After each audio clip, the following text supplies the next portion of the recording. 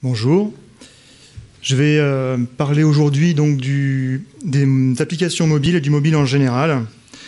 Et donc cette conférence est appelée Le futur du web et mobile. Donc c'est un peu, on va dire, un peu rentre dedans comme titre, mais malgré tout, je pense que c'est assez intéressant. Quelqu'un m'a dit sur Twitter, en fait, ça devrait pas être ça le titre. Ça devrait être Le futur du mobile aurait dû être le web. Et parce qu'en fait, on a beaucoup pensé, et moi le premier d'ailleurs, que les applications ne seraient qu'une passade et qu'au final, la plateforme web étant ouverte, étant compatible avec toutes les devices, on allait arriver à un monde où finalement, les apps n'auraient pas le droit de citer. Où en fait, on allait tous avoir des web apps. Et on a été beaucoup à parier là-dessus. Moi, le premier, et Facebook également, ils en sont un petit peu revenus. Et donc, en fait, j'ai un petit peu creusé le sujet et je me suis demandé, en fait, qu'en était-il? Est-ce que le web est vraiment le futur du mobile ou est-ce que ce sont plutôt les apps? Et je me suis rendu compte qu'en réalité, je pense que non seulement sur mobile, le futur, c'est les apps, mais en plus, je pense que le web va être finalement encapsulé ou va continuer à être encapsulé dans les apps et sur le mobile. Et je vais vous expliquer pourquoi. Donc, j'ai récupéré pas mal de données. Et on va voir que c'est assez intéressant. Et peut-être pour certains qui ne s'intéressent pas trop au monde du mobile, certains chiffres vont peut-être être assez étonnants. Et donc la question, c'est est-ce que vous êtes prêts pour la révolution mobile? Si vous travaillez dans le web, vous avez sûrement déjà travaillé un peu sur le mobile. Vous avez dit, est-ce qu'on va faire un site en responsive? Est-ce qu'on va faire un site mobile? Est-ce qu'on va faire une app? Et donc on va essayer de réfléchir un peu sur toutes ces questions-là. Avant, je vais me présenter. Je m'appelle Serge Rouquine, je suis le fondateur notamment donc, de Codeur.com et de Graphiste.com. J'ai écrit 2 bouquins sur le marketing web et je suis le fondateur d'AppDays, qui est une conférence qui va se dérouler les 7 et 8 novembre et qui traite donc des applications mobiles. Avant de commencer, d'aller directement dans dans plus d'informations, je vais essayer de vous faire un petit peu envie. En posant la question et en y répondant un petit peu, partiellement, est-ce que les apps, c'est rentable? Donc j'ai rassemblé quelques informations, quelques chiffres qui ont été annoncés. Donc Candy Crush Saga, on connaît quelqu'un qui y joue, rapporte 660 000 $ par jour, lancement avril 2012. D'accord, donc ça laisse un petit peu réfléchir. Un site web qui gagne ce montant-là, fondé en 2012, il faudra effectivement me l'indiquer, je serai avec grand plaisir. J'essaierai de voir ce que c'est. Deuxième chiffre, l'éditeur Clash of Clans réalise un chiffre d'affaires de 2,4 millions de $ par jour. Lancement août 2012 pour le jeu Clash of Clans. Donc, alors bien sûr, c'est du gaming, c'est du jeu. On ne va pas comparer le gaming sur mobile simplement à un site web, d'accord, mais ça laisse quand même réfléchir un tout petit peu. Draw Something, encore un jeu, a été vendu pour 183 millions de $, lancé en février 2012, vendu en mars 2012. D'accord, le jeu avait un mois d'existence. Instagram, bon, bien sûr, a été vendu pour $1 milliard, octobre 2010, vendu avril 2012. Waze, la start-up israélienne, vendue pour 1,1 milliard de $ en 2013. Donc eux, ils ont été fondés un peu plus tôt, ils ont été fondés en 2008, mais ils ont évolué pas mal au niveau techno. Et enfin, Uber a levé 258 millions de $ en 2013. Donc Uber, c'est un pure player un pure player mobile. Voilà, les levées de fonds de 258 millions de $, elles ne courent pas les rues. Donc, en fait, il y a un gros potentiel économique sur le mobile, qui est énorme et dont on n'a pas forcément conscience. Un autre chiffre intéressant pour poser un petit peu le débat et faire un petit peu envie, Groupon aux US, c'est 45% du business sur mobile, 45% des ventes. D'accord ? Donc Groupon, ils ont commencé dans fin des années 2000, il n'y avait pas de mobile à l'époque, maintenant c'est 45%. J'ai parlé un petit peu avec des personnes qui connaissent un petit peu les chiffres en France, sur vente privée et showroom privé, je crois. Les chiffres sont autour de 30-40%, 20, 30, 40%, ça dépend ce qu'on dit. Donc même en France, on est sur un gros trend. Donc ceux qui ignorent le mobile, ceux qui disent on va pas faire d'app, ceux qui se disent on va d'abord se concentrer sur le web, peut-être, voilà, mon message, c'est peut-être est-il temps de réfléchir. Ensuite, il y a une sorte d'idée, on va dire, de lieu commun ou d'idées préconçues que les PC sont plus puissants que les smartphones, ce qui est vrai d'un certain côté. Et effectivement, même Steve Jobs lui-même disait qu'en gros, on garderait les PC comme on garde les camions, mais qu'au jour le jour, on utiliserait les mobiles et les tablettes comme on utilise les voitures aujourd'hui. Et donc, effectivement, les PC sont plus puissants. Et donc, c'est une sorte d'argument induit en disant, bah, de toute façon, on va toujours travailler sur un PC parce que c'est plus puissant. Donc, focalisons-nous sur le web et donc sur le monde du PC.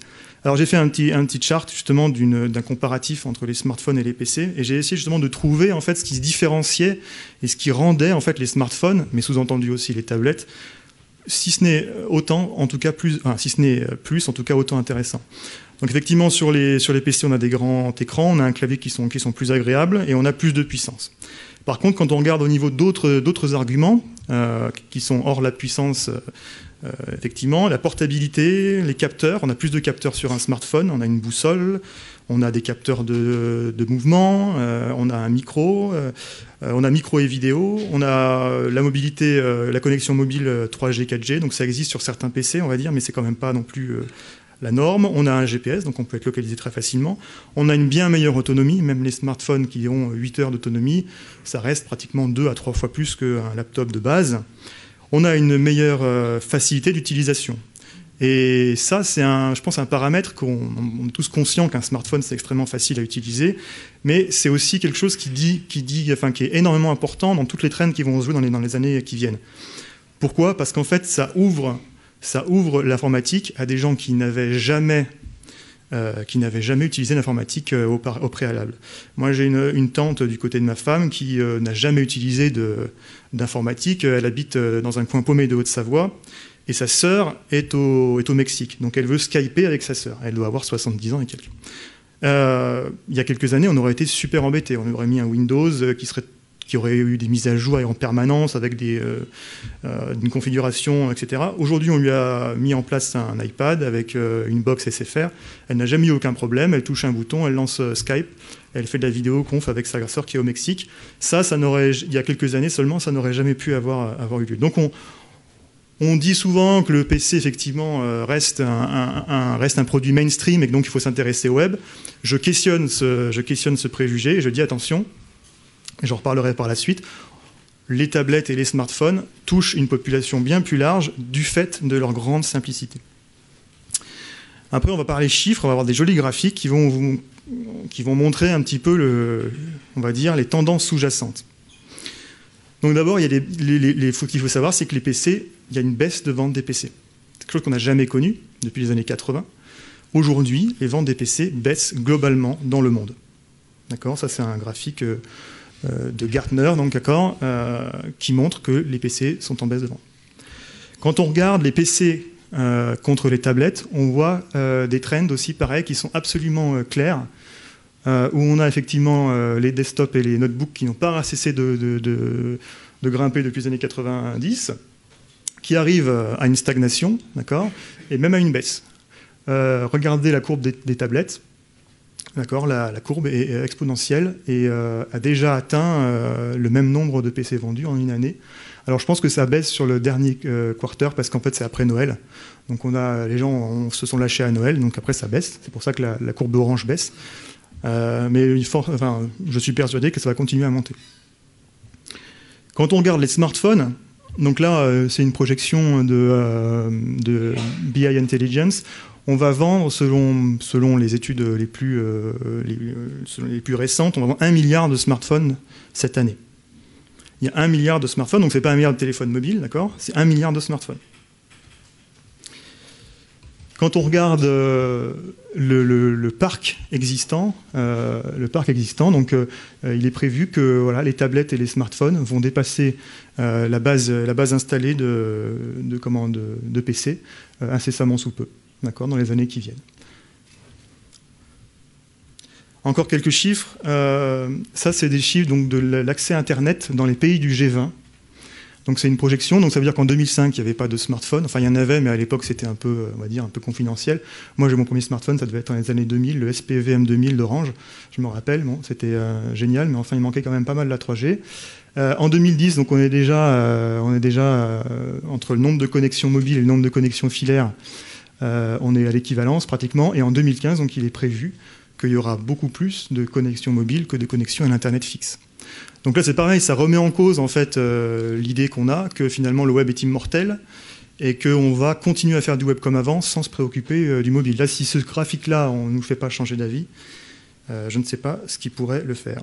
Ensuite, encore un petit graphique. Donc là, c'est le trafic global du mobile en pourcentage du trafic Internet. Donc là, en 2013, on est déjà à 15% du trafic global. Donc là, ça ne comprend pas, on va dire, c'est pas le nombre de connexions, c'est au niveau du trafic. Donc là, on est en train de monter et voilà, la trend fait que c'est une tendance exponentielle également.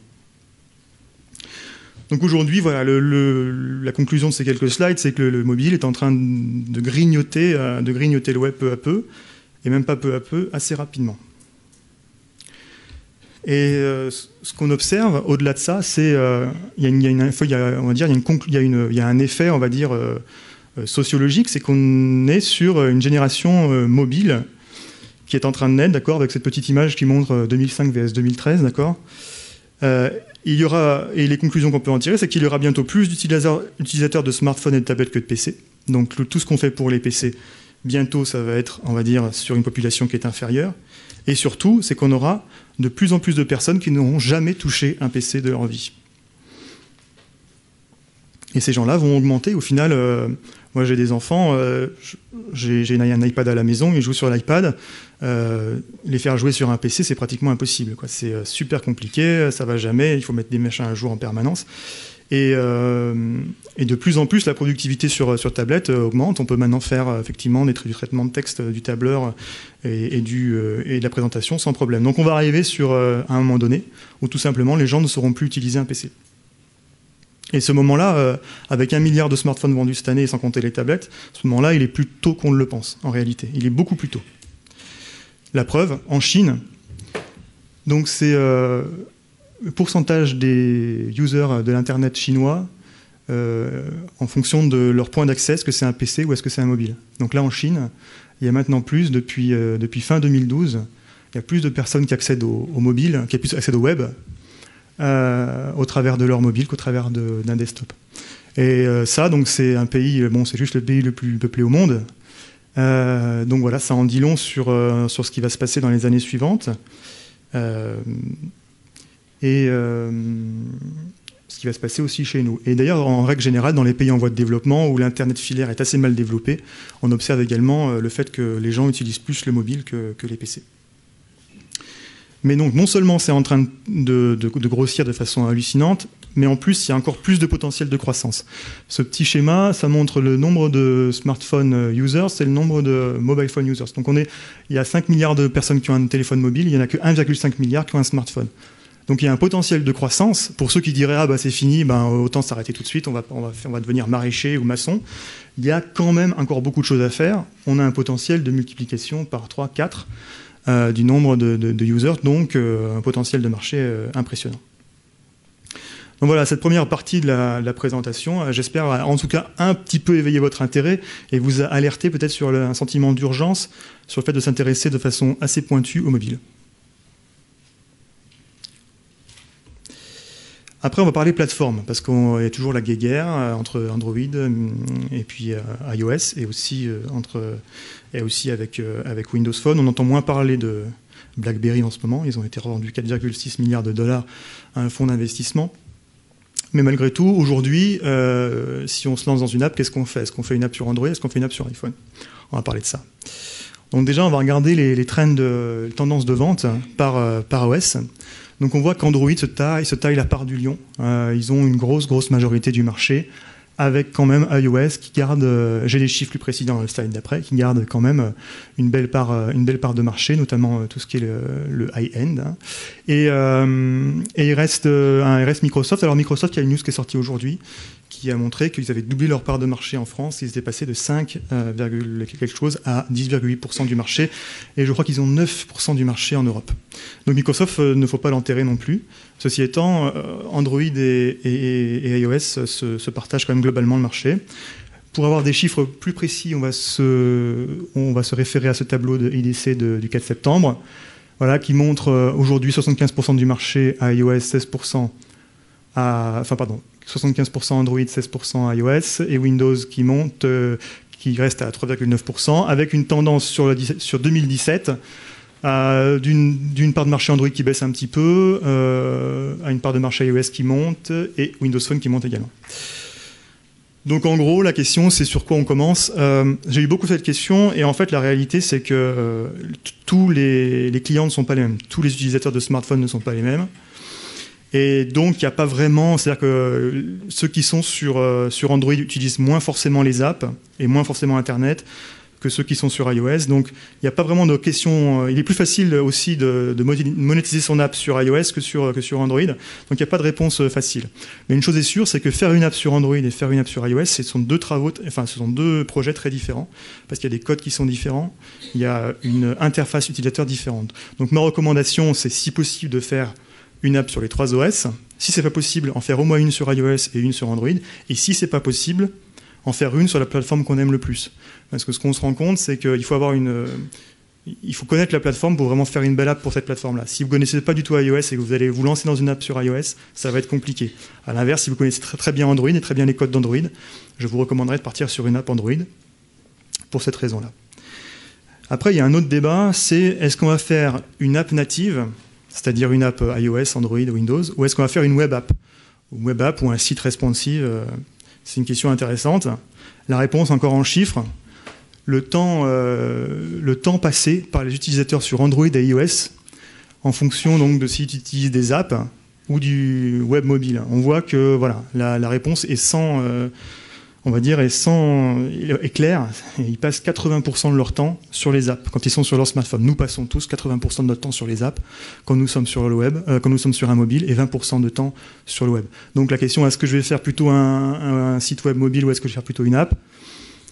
Ce graphique ne m'est pas tranché pour tous les cas. Il y a certains cas où ça sera... Moi, sur coder.com, par exemple, on a choisi de ne pas faire d'app, on a fait un site responsive, parce qu'on a senti que c'était la meilleure façon de faire stratégiquement pour nous, en fonction de notre budget, en fonction de notre clientèle. On va dire, avec un tableau comme ça, on peut se poser quand même réellement la question s'il n'aurait pas fallu faire une app. Ensuite, donc ça, ce sont les traffic trends. Donc c'est la même graphique que tout à l'heure, mais un peu plus clair. C'est-à-dire le temps passé par les utilisateurs sur les apps ou sur le mobile. Ben, on voit pareil que là, la trend est claire. 84% du temps passé sur les apps, moins de 20% sur le web. Donc en gros, c'est pour ça que tout à l'heure je disais, on pensait que le web allait grignoter le mobile. En fait, on voit que le mobile grignote le web. Donc, non seulement on va avoir toute une génération de personnes qui n'auront jamais touché un ordinateur, mais en plus, donc, ils vont utiliser les mobiles, et en plus, ils ne vont pas aller sur le navigateur, ils vont aller dans les apps. Ces chiffres sont clairs en tout cas. Les avantages d'une web app, puisqu'il y en a quand même encore quelques-uns, donc c'est la technologie, donc c'est du HTML, CSS, JavaScript, c'est des compétences qui sont très répandues, hein, on les connaît tous. Il faut une seule app pour toutes les plateformes, donc on s'adapte à toutes les plateformes sans avoir à redévelopper en permanence l'app. Mises à jour sont immédiates, on n'a pas besoin de soumettre son application au store pour la faire valider. Et enfin, on n'a pas de soumission aux règles des différents App Store. Donc pour ceux qui veulent travailler par exemple dans le monde de l'adulte ou dans le monde du gambling, ou enfin, du jeu en ligne, etc., il n'y a pas de contraintes à ce niveau-là, on peut faire tout ce qu'on veut. Mais il y a quand même quelques désavantages d'une web app. Il y a peu ou pas d'accès au matériel, lenteur de l'affichage et manque de réactivité, surtout dans ce qui concerne les jeux, pas de notification, sauvegarde de données locales limitée, donc pas d'usage offline ou très peu d'usage offline, et monétisation difficile. On a une monétisation principalement sur la pub. Le JavaScript est plus lent sur le mobile, ce qui est vraiment un des problèmes principaux, c'est que tout le monde disait on va pouvoir faire toutes les applications qu'on fait natives, on va pouvoir les faire en JavaScript. Bah, c'est vrai, sauf si c'est vraiment trop de JavaScript. Le problème, c'est que les processeurs ARM qui sont dans les smartphones sont très peu optimisés pour le JavaScript, enfin c'est plutôt l'inverse. Et de ce fait, voilà, on a beaucoup de mal à faire tourner les applications JavaScript de façon rapide sur les mobiles. Et en gros, ce que je voulais, donc je disais, voilà, je ne vais pas faire une application mobile, je vais juste adapter mon site. C'est comme si on disait dans les années 2000, je ne vais pas faire de site web, je vais juste mettre mon catalogue PDF. Et je reprenais en fait l'exemple de Uber, que vous connaissez peut-être, c'est ce service de limousine, qui eux sont absolument pas partis d'un concept web. Ils ont complètement fait tabula rasa tous les concepts web, ils sont partis directement sur le mobile. Et donc ils utilisent tout ce qu'on a vu tout à l'heure qui est particulier mobile. Par exemple, pour enregistrer son moyen de paiement, on prend en photo sa carte de crédit, on n'a pas besoin de remplir un formulaire. Et pour choisir sa destination, pour dire où on est, il suffit de se géolocaliser et d'appuyer sur une carte. Donc en fait, s'ils étaient partis sur un mode web, ils auraient fait un formulaire en disant je suis là, en disant qu'il fallait remplir son numéro de carte bancaire. Au lieu de ça, ils ont dit ok, on part sur un hardware qui est totalement différent, qui a des capacités totalement différentes, on va les utiliser à fond. Donc ma recommandation, si on part sur une app mobile, c'est vraiment de faire tabula rasa du web et vraiment de partir à fond sur les capacités des nouveaux terminaux mobiles. Quelques petits chiffres sur le prix des apps. D'abord les revenus par plateforme.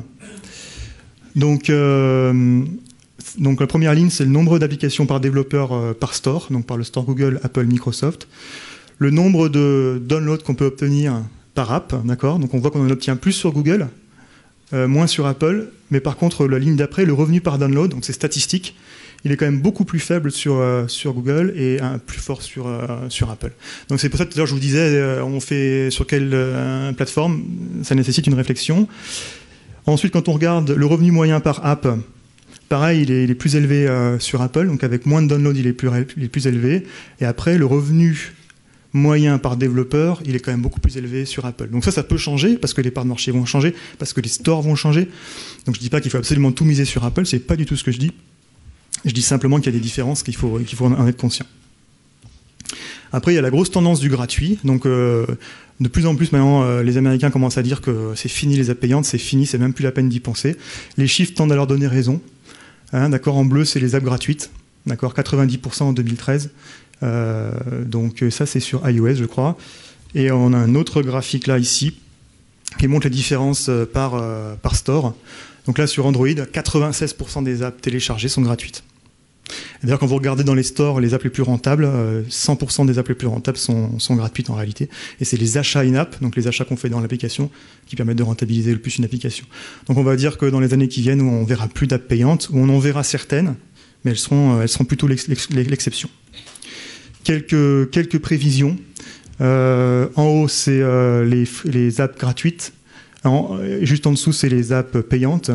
On voit que les chercheurs prévoient que le nombre d'apps gratuites va être multiplié par 5 jusqu'à 2017 et seulement par 2 pour les applications payantes. Donc là, encore une fois, on est sur une tendance très très lourde des applications gratuites.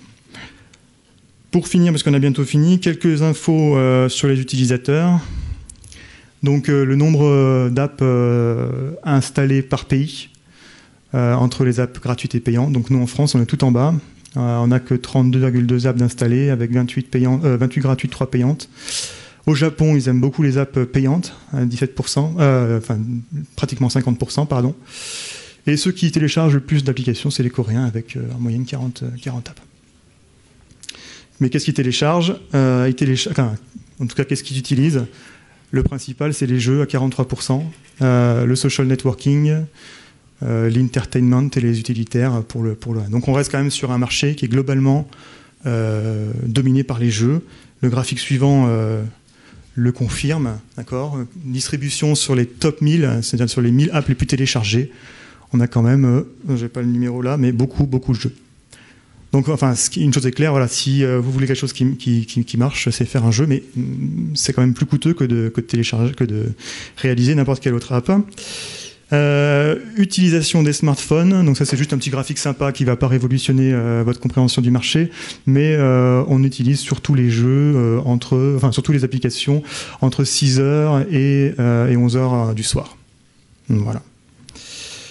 Et enfin, un autre petit graphique assez sympathique pour terminer, c'est la rétention. Nombre de fois que votre app, qu'un utilisateur va utiliser une app déterminée. Donc il y a beaucoup de gens qui utilisent ça. Il y en a beaucoup qui l'utilisent une fois, d'accord. Après ça baisse. Et puis après, pour les apps qui arrivent à faire beaucoup de rétention, là, effectivement, elles sont utilisées de nombreuses fois. Je pense à Candy Crush Saga, si vous y jouez. Vous savez que c'est assez addictif et donc vous êtes sûrement dans les 11+. Voilà, donc j'arrive à l'issue de mon temps. Donc je vais faire quelques petites conclusions.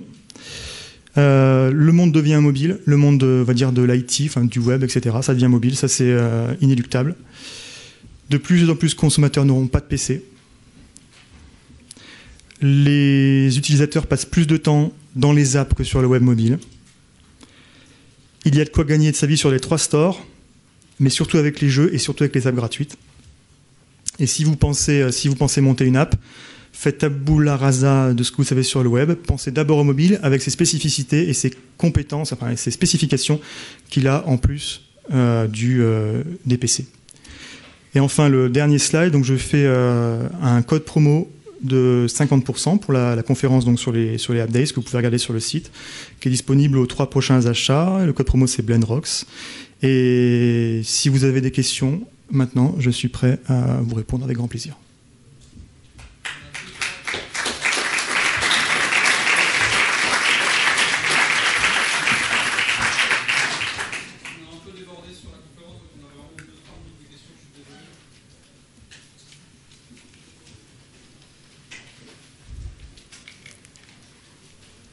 Oui. Donc si je comprends bien, si on est primo-accédant dans l'univers web, le paradigme maintenant c'est initialement développer son contenu sur une plateforme mobile.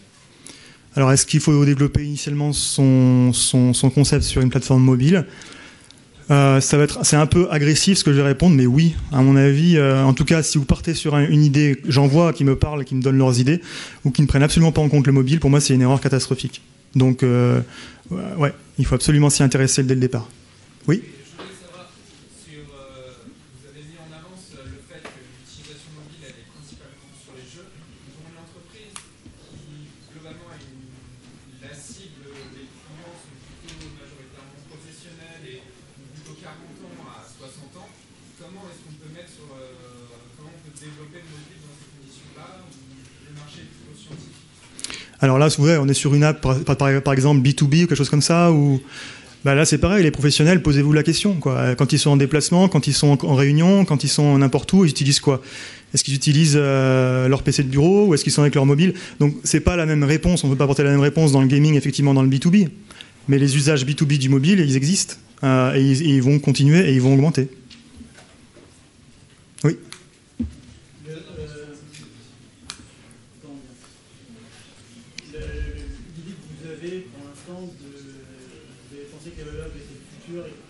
Maintenant, si toutes les réserves qui sont faites sur les web apps aujourd'hui, les barrières qui se posent tombent d'ici 1 ou 2 ans dans un zone technologie Alors oui, ça peut effectivement tomber.